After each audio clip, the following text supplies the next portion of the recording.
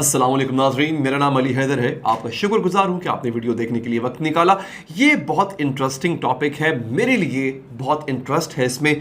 बचपन से लेके अब तक हमने फिल्मों में देखा, हमने फिक्शंस में पढ़ा, हमने कॉमिक्स में पढ़ा और एक अजीब सा तजस्सुस रहता था कि खलाई मखलूक होती है नहीं होती है तो कैसी होती है।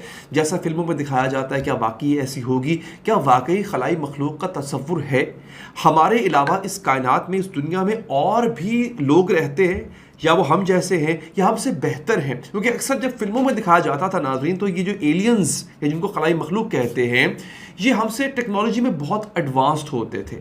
हमारी ज़ुबान ये नहीं समझते थे, हम इनकी ज़ुबान नहीं समझ पाते थे। हम कपड़े ज़ेब तन करते थे, वो और तरह से नंगे ही फिर रहे होते थे, मगर टेक्नोलॉजी में वो हमसे बहुत आगे होते थे। नाज़रीन, अगर एलियंस हैं तो वो कहाँ हैं? ये एक बहुत बड़ा सवाल था। इस सवाल का जवाब नासा ने काफ़ी हद तक ढूंढ निकाला है। क्यों? ऐसा नहीं कि वो एलियंस तक पहुंच गए। हुआ ये नाज़रीन कि एलियंस यानी खलाई मखलूक हम तक पहुंची है। नाज़रीन, पीरू के अंदर 2017 में कुछ ऐसे ढांचे मिले थे जो कि इंसानों के नहीं हैं, जानवर के नहीं है। यानी उन पे जब तहकीक की गई है तो पता ये चला कि वो दुनिया, इस हमारी दुनिया, हमारा जो कुर्रा अर्ज़ है, वो यहाँ से नहीं है।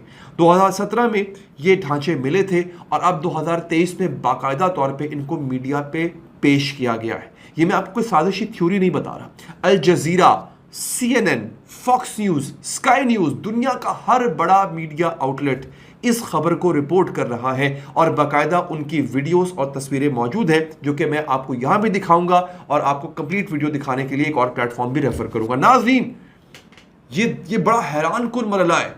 ये बड़ा दिल को यूँ कह लें कि जकड़ लेने वाला मरला है। ये जानना, ये थॉट रखना कि हमारे अलावा और भी इस कायनात में जिंदा चीज़ें मौजूद हैं। वो बहुत दूर हैं, हमसे बहुत बहुत ज़्यादा दूर हैं, लेकिन अगर वो ज़मीन पे मिली हैं, इसका मतलब है कि वो ज़मीन पे किसी वक्त में आए थे। और अगर वो ज़मीन तक पहुँचे थे तो इसका मतलब ये भी है कि वो टेक्नोलॉजी में हमसे बहुत आगे हैं। क्योंकि देखें, हम टेक्नोलॉजी की बहुत हदें अबूर कर चुके हुए हैं, लेकिन फिलहाल हम इस काबिल नहीं हैं कि अपने निज़ाम शमसी यानी सोलर सिस्टम से निकलकर दीगर प्लैनेट्स या दीगर सैयारों पर जाकर ज़िंदगी तलाश करें। हमारे पास अभी वो सलाहियत नहीं है, लेकिन जो चीज़ें हम तक पहुंची हैं, इसका मतलब है वो बहुत दूर से आई हैं और उनके पास वो सलाहियत पहले से मौजूद थी। नाज़रीन, ये आज जो है वो मैक्सिको में ये प्रेजेंट किया गया। 2 दिन पहले की बात है। वैसे 2 दिन पहले मैक्सिको में कुछ ढांचे अवाम के सामने खोले गए। वो ढांचे बड़े अजीबो-गरीब है, आप देख सकते हैं, आपके सामने तस्वीरें आ चुकी हुई हैं। और फिर मैक्सिको की पार्लियामेंट में उस पर बहस हुई और जो मैक्सिको के यूएफओ रिसर्चर है, यूएफओ कहते हैं अनआइडेंटिफाइड फ्लाइंग ऑब्जेक्ट, और एक और होगा अनआइडेंटिफाइड फिनोमिना। ये आपने इसको भी समझना है, ठीक है। यूएपी और यूएएफ, ये दो लफ्ज़ बार बार इस्तेमाल होंगे।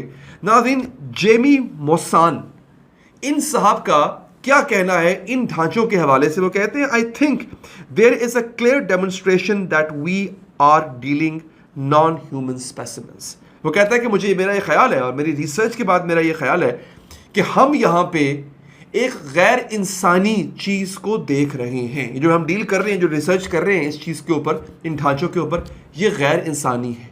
आगे सुनिएगा, there that are not related to any other species in our world. वो कहता है कि I think we are clear that we are dealing with non human specimens that are not related to any other species in our world. यानी ये specimens हैं, ये हम देख रहे हैं, आपके सामने स्क्रीन पे भी नजर आ रहे हैं, दुनिया में, हमारी दुनिया में इसका कोई वजूद नहीं है।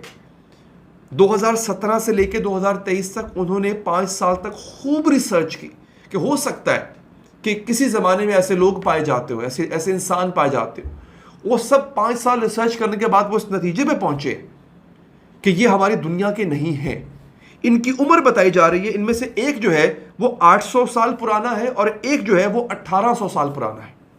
सॉरी, एक है 700 साल पुराना और एक है 1800 साल पुराना।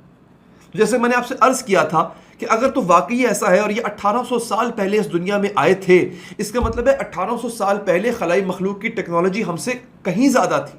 जो टेक्नोलॉजी हमारे पास आज है उससे भी कहीं ज़्यादा थी। इस पे नाज़रीन आज नासा ने ब्रीफिंग दी है। नासा ने लाइव इसके ऊपर एक ब्रीफिंग दी है।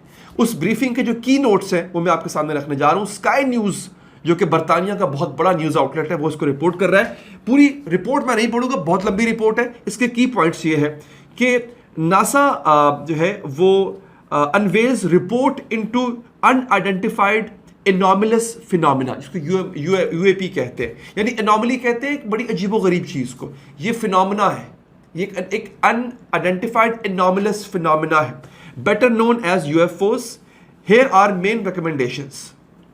अच्छा जनाब, वो कहते हैं कि life is out there, NASA administrator, यानी उसका जो नतीजा है उस पूरी रिपोर्ट का वो ये है, लाइफ इज आउट देयर का मतलब है कि यहां से बाहर जिंदगी है। ये सब कुछ जो है, ये जो मैक्सिको के पार्लियामेंट में और मैक्सिको ने इस खबर को ब्रेक किया, फिर नासा ने इसको एनालाइज किया। नासा ने खुद इसको एनालाइज किया और एनालाइज करने के बाद नासा का पता है ना आपको, खलाई एजेंसी, अमेरिका की खलाई एजेंसी है, दुनिया की सबसे बड़ी खलाई एजेंसी है। चांद पे सबसे पहले यही पहुंचे थे। अच्छा, NASA hints Elon Musk satellites could be used in search for aliens.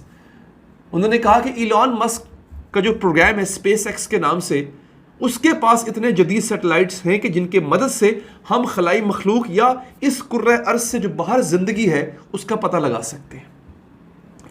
अच्छा जनाब, हाँ अब हुआ ये दोस्तों, ये तो होगा पता कि इस मुल्क, इस दुनिया से बाहर क्या जिंदगी है, लेकिन फिलहाल मुअम्मा ये बना हुआ है कि जो ये हैं दो ढांचे, ये कहां से आए थे। अच्छा, इस पे अब एक मेरी थ्योरी है, अपनी रिसर्च है, बाकी रिसर्च तो जो उन्होंने की मैंने आपको बता दी। नाज़रीन, इनकी तरह शक्लों को गौर से देखिए। थोड़ा सा मेरा अब यहाँ पे डाउट है, हो सकता है मैं गलत हूँ, क्योंकि इतने बड़े बड़े अजहान बैठ के रिसर्च कर रहे थे, मेरी क्या औकात है। लेकिन सुनिएगा नाज़रीन, यहाँ पे मैं एक मूवी को आपके सामने सर्च कर रहा हूँ, ठीक है जी। अच्छा जनाब, 1982 की मूवी है ईटी। ईटी का मतलब, ईटी मुकफ़फ़ है एक्स्ट्रा टेरेस्ट्रियल का, यानी खलाई मखलूक। उसको उर्दू में खलाई मखलूक कहते हैं। खलाई मखलूक की इंग्लिश होती है एक्स्ट्रा टेरेस्ट्रियल। स्टीवन स्पीलबर्ग बहुत बड़ा डायरेक्टर है, जिसने टाइटैनिक बनाई थी। स्टीवन स्पीलबर्ग ने 1982 में मूवी बनाई थी, और 1982 में 1982 में जो उसने एलियन दिखाया था, उसके जहन की इख्तरा थी, उसका कॉन्सेप्ट था, वो आपके सामने पेश खिदमत है। ये एलियन जो स्टीवन स्पीलबर्ग ने दिखाया था, इसको देखिए, और जो मैक्सिको में एलियंस मिले हैं इनको देखिए, आपको महसूस नहीं होगा कि दोनों मिलते जुलते हैं। ये बात मेरी समझ से बाहर है कि अगर तो ये एलियन वही हैं जिनको एलियन कहा जा रहा है, तो इनकी शक्ल उस कॉन्सेप्ट कार्टून से कैसे मिल रही है जो 1982 में 1982 में, यानी आज से कोई 40 साल पहले स्टीवन स्पीलबर्ग ने क्रिएट किया था। वो आपस में, और ये मिलते कैसे हैं, मुझे समझ से बाहर है। या तो वो हकीकत मबनी था, उसने वाकई एलियन देखा था, या फिर ये झूठ है। एक और बात, एरिया 51, मैं दोबारा गूगल पे आपके सामने सर्च कर रहा हूँ, एरिया 51 क्या है, आप देखिएगा इसके बारे में बहुत चीजें आएंगी। एरिया 51 नाज़रीन एक क्लासिफाइड यूएस एयरफोर्स फैसिलिटी है निवाडा में, जो कि मौजूद है। अच्छा, वहां के बारे में किसी को पता है? सिर्फ पता है कि एक जगह है अमेरिका, निवाडा रियासत है अमेरिका की। निवाडा में एक जगह है एरिया 51, वहां पे कोई जा नहीं सकता, कोई आ नहीं सकता, किसी को उसके बारे में कुछ नहीं पता, बड़े ही चुनिंदा लोग वहां पे आते जाते। कॉन्स्पिरेसी थ्योरिस्ट का ये ख्याल है कि एरिया 51 वो जगह है जहां पे एलियंस को रखा गया है। एलियंस आए थे दुनिया में, कुछ बहुत पहले आए थे, कुछ के ढांचे मौजूद थे, लेकिन ये वो जगह है जहां पे एलियंस को रखा जाता है, इसलिए वहां पे किसी का भी जाना अलाउ नहीं, ना हुकूमत के लोग भी नहीं जा सकते, सिर्फ चुनिंदा लोग जा सकते। तो क्या स्टीवन स्पीलबर्ग को 1982 में किसी एलियन को वाकई दिखाया गया था, तब उसने ये मूवी बनाई, और इसकी शक्ल बिल्कुल वैसे बनाई जैसा कि इस वक्त मौजूदा मिलने वाले एक अजीबो गरीब मखलूक जो कि मिल चुकी हुई है उसकी बन चुकी है। ये क्या है? ये अपने आप में एक मुहिम्मा है नाज़रीन, मगर फिर भी we are advancing towards the search of truth. आप लोगों को वीडियो पसंद आई हो, लाइक जरूर कीजिएगा, शेयर भी कीजिएगा और चैनल को सब्सक्राइब कीजिएगा। मुझे दीजिए इजाजत नाज़रीन, अल्लाह ने के बाद।